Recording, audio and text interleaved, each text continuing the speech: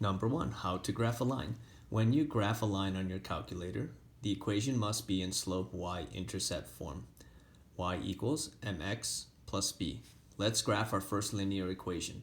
We're going to graph the equation y equals negative 5/4 x plus 15. Turn on your calculator by pressing AC on right here. It's on. Press menu 5 or press menu down arrow execute.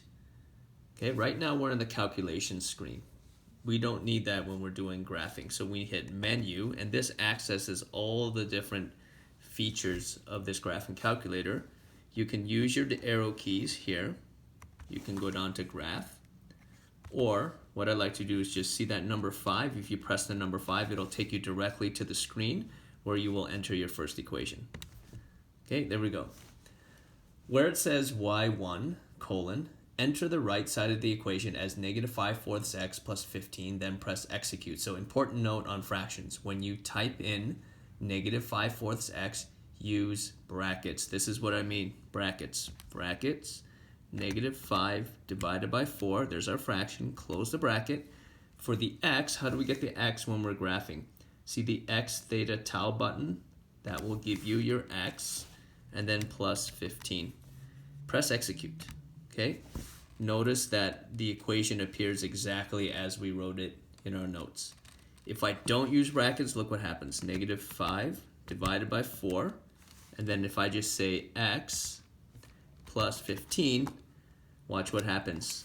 Now the x is in the bottom. That's because you didn't use brackets. We don't want this. This is a very different graph than our linear equation in y1. Okay, so let's go ahead and highlight this and let's delete it. So highlight it. Hit DEL, delete, press F1 for yes, we do, and then now we just have that, okay? Now that we have this set, okay, look at your function keys. These are the keys at the top row. These are all the important keys to do all the various things for graphing that's good on this calculator. These keys will help you determine many important things about your line. So the first step is press the function key F6. So here's F6. It corresponds to F6, it corresponds to draw. We want to draw the graph. So let's press F6 and watch what happens. There we go. Okay.